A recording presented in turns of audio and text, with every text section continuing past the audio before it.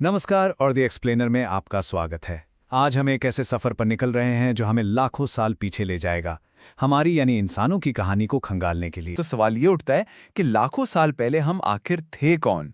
और इससे भी बड़ा सवाल, हमें ये सब पता कैसे चला? आज हम इसी गुत्थी को सुलझाने वाले हैं। हमारी कहानी कोई 100-200 साल पुरानी नहीं, बल्कि पूरे 56 लाख साल पुरानी है।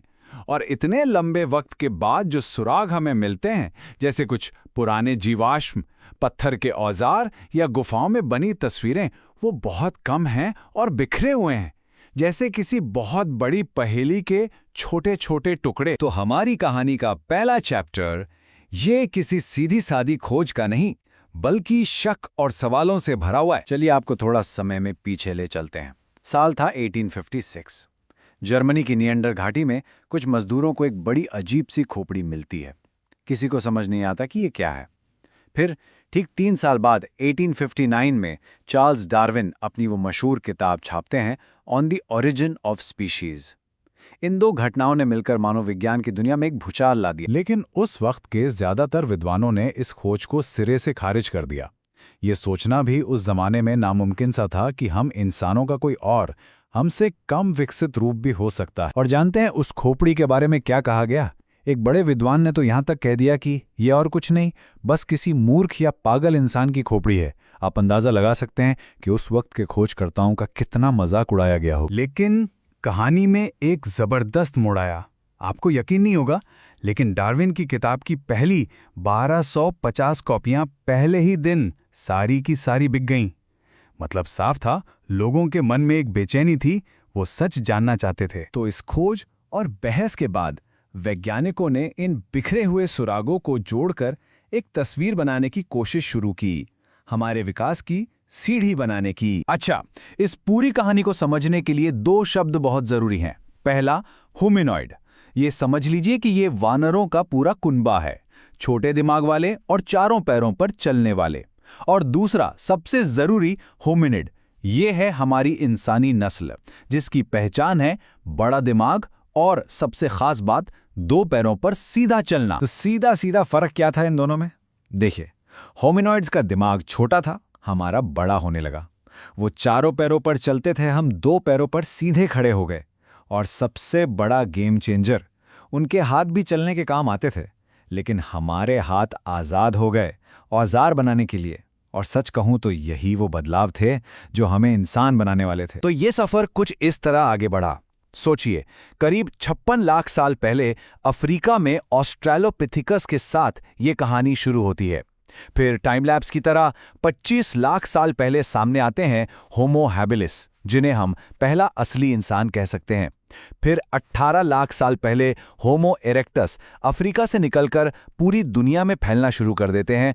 और फिर बहुत बाद में करीब 1,60,000 साल पहले सीन में एंट्री होती है हमारी होमो सेपियंस की। ये सिर्फ सूखी साइंस नहीं है, इसमें इमोशंस भी हैं, जुनून भी है।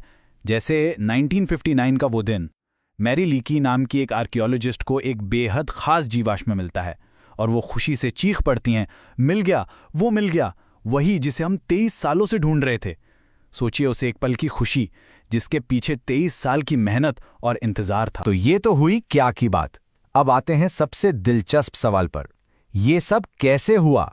वो कौन सी चिंगारी थी जिसने इन बदलावों की आग लगाई? तो इंसान बनने का ये जो प्रोसेस था ना, ये कोई एक दिन का चमत्कार नहीं था, ये एक चेन रिएक्शन था। मतलब एक बदलाव हुआ और उस एक बदलाव ने दूसरे को जन्म दिया और दूसरे ने तीसरे को, और ये सिलसिला हमें लगातार बेहतर बनाता। चलिए इस लूप को और आसान बनाते हैं। देखिए, सबसे पहले हम 2 पैरों पर सीधे खड़े हुए। इससे क्या हुआ? हमारे हाथ फ्री हो गए। अब जब हाथ फ्री हुए तो हमने उनसे चीजें ढोना और औजार बनाना सीखा। लेकिन औजार बनाने के लिए क्या चाहिए? एक तेज दिमाग। तो दिमाग का साइज बढ़ने लगा, और बड़ा दिमाग मतलब बेहतर औजार, अच्छी याददाश्त और जिंदा रहने के बेहतर मौके।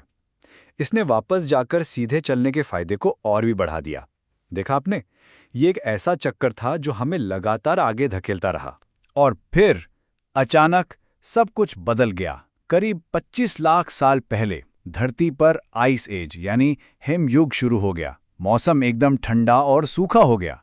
घने जंगल गायब होने लगे और उनकी जगह ले ली दूर दूर तक फैले घास के मैदानों ने। अब इस नए माहौल में जिंदा रहने के लिए नए तरीकों की जरूरत थी और इसी जरूरत ने जन्म दिया होमोजीनस को, जो इस बदली हुई दुनिया के लिए बेहतर तैयार थे। तो अब चलते हैं कहानी के उस हिस्से में जिसने इंसानों को हमेशा के लिए बदल दिया, एक नई सुबह की ओर। सोचिए, करीब 13,000 साल पहले आखिरी आइस एज खत्म हो रहा है। धरती गर्म और नम हो रही है और इस नई आबो हवा में एक मौका पैदा होता है।